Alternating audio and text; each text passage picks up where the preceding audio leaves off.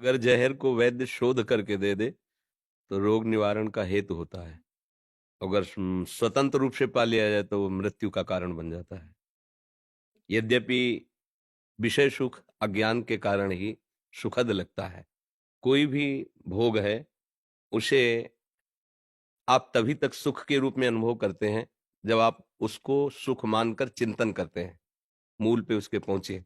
जैसे आपको कोई भी भोग है, खान पान किसी भी इंद्रिय का भोग है, पहले आप उसका चिंतन होता है और उस चिंतन में आप डूबते हैं सुखद भावना करके। चिंतन का कुछ ऐसा प्रभाव होता है कि हम जैसा चिंतन करते हैं वैसे ही हमें सृष्टि भासने लगती है। ये एक जादू है, एक माया का ऐसा आकर्षण है। जैसा हम चिंतन करते हैं वैसे ही हमारी सामने दृष्टि बदल जाती है। तो जहां हमारा चिंतन हुआ कि शरीर में सुख है, पदार्थ में सुख है, पद में सुख है, धन में सुख है, यही सब सांसारिक सुख है। अगर चिंतन ना हो और फिर आप किसी सुख को भोग करके उसका सुख का अनुभव करके बताओ तो हमें डायरी पास रखो और आपका हम चिंतन खींच लें भय द्वारा या प्रियता द्वारा, तो आपको कहीं सुख नहीं मिलेगा। कई बार हमने सत्संग में एकांतिक में भी कहा है कि जैसे किसी व्यक्ति को कह दिया जाए कि तुम जितने सुख चाहते हो मैं सब तुम्हारे सामने रखता हूं, ये पूरा मकान है, इसके अंदर हर सुख तुम्हें मिलेगा जो चाहोगे, पर तुम्हें हम फिर शाम के गोली मार देंगे। डायरी पेन रखना और भोग करके हर सुख का निर्णय बताना। किसी भी सुख में उसे कोई सुख का अनुभव नहीं होगा। क्यों नहीं हुआ? क्रिया तो वो कर रहा है, क्योंकि उसका चिंतन आपने खींच लिया। अब चिंतन उसका मृत्यु में पहुंच गया कि अब उसको कोई सुख नहीं मिलेगा। ऐसे ब्रह्म ऋषियों ने, महात्माओं ने अपने चित्त को प्रेम के द्वारा भगवान में अर्पित कर दिया। तब उन्होंने, ऐसा नहीं कि सब महात्मा ब्रह्मचारी ही रहे हों या वनवासी ही रहे हों। वन में हम सब महात्माओं की वंश परंपरा से हैं। अगर मूल में देखो, गोत्रों की तरफ जब जाओ तो याज्ञवल्क्य गोत्र, भरद्वाज गोत्र, गर्ग गोत्र ऐसे पाया जाता है। मतलब हम ऋषियों की संतान हैं। उन ऋषियों ने अनुभव किया कि चिंतन के कारण ही विषयों में सुख है। नहीं तो भगवान ने लिखा दुखालयम अशाश्वतम, मृत्यु लोक में हर प्रकार से भोगने पर परिणामता दुख ही मिलता है। और अशाश्वतम परिवर्तनशील और नाशवान है। तो जो परिवर्तनशील है, नाशवान है, दुखमय, उसमें हमें सुख कैसे भासता है? अज्ञान के कारण। अज्ञान का स्वरूप क्या है? इस देह को मैं मानना। जब तक हम देह को पुरुष भाव से नहीं स्वीकार करेंगे तब तक स्त्री शरीर में आकर्षण नहीं होगा। जब तक हम अपने को शरीर नहीं मानेंगे तब तक किसी भोग को हम अधर्म पूर्वक सेवन नहीं कर सकते। ये शरीरा अभिमान ही अज्ञान है। अगर अब हम चिंतन को, जो आपने कहा विषय सेवन करते हुए हम कैसे भगवान को प्राप्त कर सकते हैं कि भक्ति भी चलती रहे और विषय सेवन भी चलता रहे, उसके लिए चिंतन, भक्ति का स्वरूप बाहरी नहीं होना चाहिए। इसके लिए चिंतन होना चाहिए। पहला, मैं जैसा भी हूं प्रभु का हूं। एक एक शब्द याद रखना तो बिल्कुल फाइनल पे पहुंच जाओगे। मैं जैसा भी हूं, मैं ऐसा हूं ऐसा नहीं कहता। मैं भगवान का भक्त हूं, मैं जितेंद्रिय हूं, मैं पवित्र हूं, मैं तपस्वी हूं, मैं भजनानंदी हूं, ऐसा कुछ नहीं। मैं जैसा भी हूं प्रभु का हूं। दूसरा, मेरे पास जो कुछ भी है मेरे प्रभु का दिया हुआ है। तीसरी बात, जो भी मैं भोग रहा हूं प्रभु की प्रसन्नता के लिए भोग रहा हूं। तो आप कह सकते हैं जैसे संतान उत्पत्ति क्रिया है, इसमें प्रभु की क्या प्रसन्नता है? तो शास्त्र प्रमाण है। जिन्होंने संतान प्राप्ति नहीं की उनको आदेश दिया गया है, जाओ तुम संतान उत्पन्न करो क्योंकि ये हमारी पूजा है। जैसे करदम जी प्रकट हुए, भगवान ब्रह्मा जी ने देखा इनकी तपस्या और वैराग्य में रुचि है, तो उनका नहीं, पहले संतान उत्पन्न करो क्योंकि मेरी पूजा होगी, सृष्टि पूजा। उन्होंने तपस्या की, भगवान श्री हरि को प्रसन्न किया और मांगा कि मुझे पत्नी प्रदान कीजिए। तो महाराज मनु की पुत्री देवहूति पत्नी रूप में मिली और भगवान स्वयं उनके पुत्र रूप में, कपिल के रूप में प्रकट हुए। अगर उस भाव को आप भगवत पूजा मान लें तो काम भाव भी आपके भगवत प्राप्ति का हेतु बन जाएगा। जब हम उसे स्वयं भोक्ता बन करके धर्म के प्रतिकूल भोगते हैं, फिर वो आसुरी भाव हो जाता है, राक्षसी भाव हो जाता है, फिर वो पाप को प्रकट कर देता है। ऐसे ही आहार है। जैसे आप राज सैनिक हैं, अब आपके लिए हम कहें उबली हुई दाल पाइए और फुल्का पाइए और ये केवल थोड़ा सा सलाद ले, हम ऐसा नहीं कहेंगे। आपको जो भी हमारे देश की रक्षा के लिए, शरीर पुष्ट करने के लिए आहार दिया जाता है, उसे भगवान के द्वारा प्रेरित मानिए, क्योंकि आप राज सैनिक हैं। आपको कब कहां कैसी व्यवस्था होती है, घर नहीं है। जैसी व्यवस्था होती है वैसी व्यवस्था में मैं हूं। पर पहला सूत्र जो कहा था, मैं जैसा हूं प्रभु का हूं, तो मैं प्रभु के लिए कर रहा हूं। और बीच बीच में नाम जप कर दीजिए, जो भी नाम भगवान का प्रिय लगे वो स्मरण कीजिए। और जो कार्य आपको मिला है उसे केवल केवल सत्य को सामने रखकर कीजिए, तो इसी में भगवत प्राप्ति आपको हो जाएगी, संसार के सुख भोगते हुए। अगर हम थोड़ा भी अपने पद से गिर करके चेष्टा करेंगे तो फिर गलत हो जाएगा। प्रणाम करते हैं अपने देश के उन सैनिकों को जिनके द्वारा हम सुरक्षित होकर भजन कर रहे हैं। अगर हमारे राज सैनिक अपने प्राणों की आहुति देकर रात दिन बॉर्डर में न खड़े हो ना, तो यहां हम भजन नहीं कर सकते। कोई भी धर्म की वृत्ति यहां नहीं चल पाएगी, क्योंकि यहां बैठकर बातें कर लेना अलग बात है। वो जो प्राणों को समर्पित, कहां से कब गोली आ जाए, कौन सा, फिर भी वो रात भर, हम सोते हैं चैन से, वो रात भर जगते हैं। उन्हीं की सुरक्षा, ये भगवत सेवा है। हम जो भजन करते हैं बिना परिचय के तुम्हें उसका हिस्सा मिलता है। जैसे तुम वहां हो, हमें परिचय नहीं लेकिन हम सुरक्षित हैं, ऐसे ही हमारा भजन तुम्हारी सुरक्षा में है।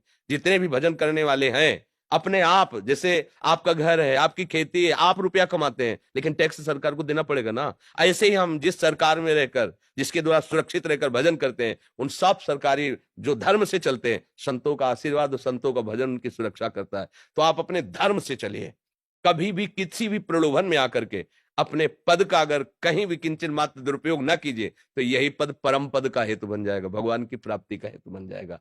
तो इह परलोक सकल सुख पावत, इस लोक के भोग भी और परलोक में भगवत प्राप्ति भी उसको निश्चित होती है जो इस कोटि से चलता है, ऐसा विचार करके चलता है।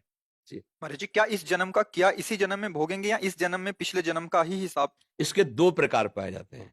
जैसे महत अपराध बन जाए तो फिर तत्काल लागू हो जाएगा आपके ऊपर, साधु अवज्ञा तुरत भवानी, कर कल्याण अखिल की हानि।